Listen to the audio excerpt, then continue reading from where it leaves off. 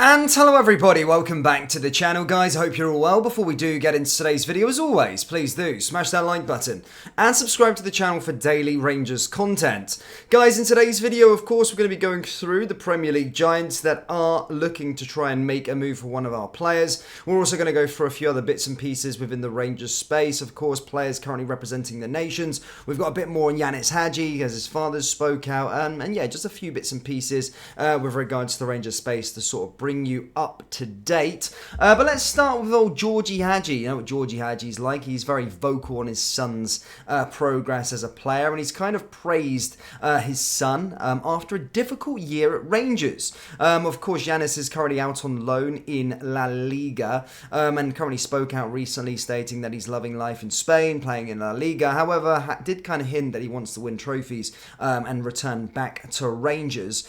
Basically, of course, since Sam Lammers came in, he kind of fell down the pecking order, and that's why he was shipped out on loan. And this is what the big man said in terms of his son. He says, "I'm very happy for Ianis because he went for a very difficult year. To come back after 12 months of injuries, he's worked very hard, he's on the right track. From a physical point of view, he looks good, and we are happy that he is on the field. That's what we want from him, to be healthy. Then we know what he's capable of doing." Again, with regards to Ianis, I've spoke about him a lot recently. A lot of fans split. Again, I don't know the details with regards to his actual loan situation at Alves. I'm not sure if there's a recall option in January. I'll have to probably do a bit of research to see if that is actually the case. But from what some people have said, it does look as though he will be staying out there for the year and will weigh up his options, of course, in the summer. But I would like to see Ianis being brought in. But the most important thing for him right now is getting game time, getting fit, and getting ready to go. Yeah, no, that's perfect to see. But his father, of course, giving him high praise after he sort of scored the winner, or scored a goal to send Romania to the European Championships for the first time since 2016. So always good to see our lone players doing well. However, I do hope Ianis Hagi's future is at Rangers going forward.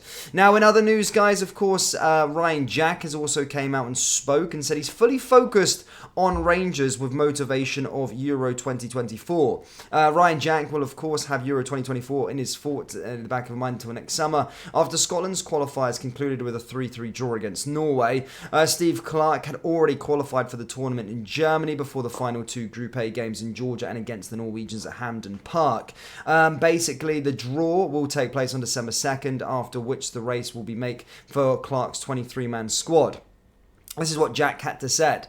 We all go back to our clubs. There is obviously a lot of football to be played. Everyone will have a lot of big games to play from now till then. It's always at the back of your mind. You're never going to just forget what we have achieved. It's going to give everyone motivation and play well, to play consistently for their club and do everything they can to be a part of it. It's been a great campaign. We qualified with a couple of games to spare, and that has not been done for a long time. We wanted to go out with wins at the start of the campaign, and most important thing was qualifying, and we did that. Of course, Scotland have qualified, and it's good to see a Rangers representative, of course, getting that experience, or being able to maybe represent the nation, of course, at the European Championships, of course, in the summer. Of course, I'm in a weird old boat. I don't really support Scotland, unfortunately, with the national team as such, but that's because I'm English. It's nothing to do with the whole Rangers link.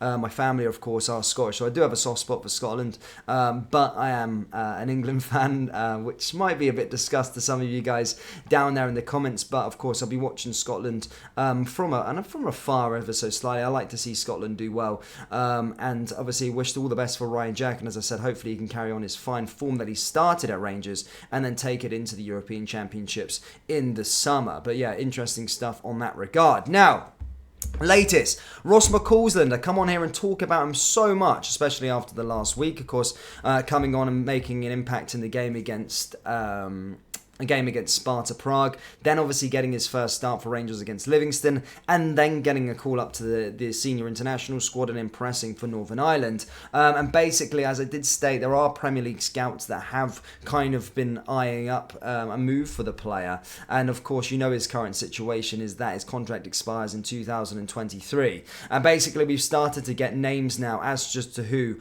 are looking to swoop in. I did say that Liverpool are very much interested. They got history of going into Scotland recently. Calvin Ramsey was one of them. Ben Doak from Celtic. So they are scouting in and around that area due to the sort of Brexit rules. They are putting scouts out there all across the sort of UK. They're also very much interested in Ross McCausland, but there is another team now looking to try and make a transfer swoop, and that is Brentford.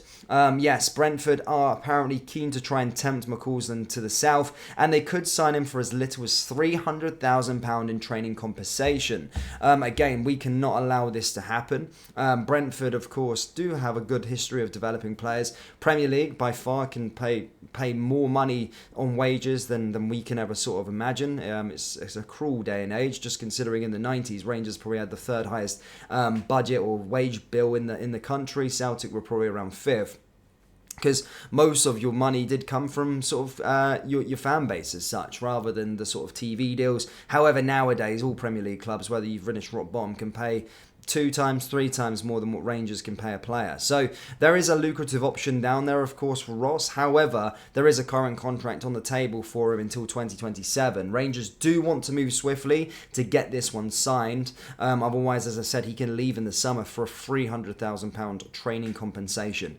As I said, I hope I'm always about loyalty in life, and always about you never forget where you come from. And as I said, Ross, if he backs himself to be a big player and go on be a big player, yes, he can develop at Rangers. I think he's a Rangers fan as well. But, you've got to remember where you've come from. You've got to remember who's given you the opportunity. And as I said, I'd be signing that contract so Rangers are protected for sure. 100%. I'm a Rangers fan. I think Ross is a Rangers fan as well, which is good to say, so he says. So I think, he needs to remember where he's come from. I know there's development in football. He can develop at us, and there's always going to be interest in there. Whether he wants to go to the Premier League, he's got plenty of time to do it. But I think the right thing to do in this day and age, of course, is pay your dues, pay your respects to the club that has given you that opportunity, and sign a contract so we're covered. So he will go down to the Premier League at some point, but at least we'll be compensated heavily for, and I think he can make a big impact going into this season. But something that I want to try and see it be addressed over the next couple of weeks. As I say, Premier League clubs are getting very much interested in him. As I said, Liverpool last week, now Brentford are the latest team that are eyeing a swoop for him. So it's something that we need to sort out quickly, especially as he keeps getting into the headlines. Remember, we're letting this boy,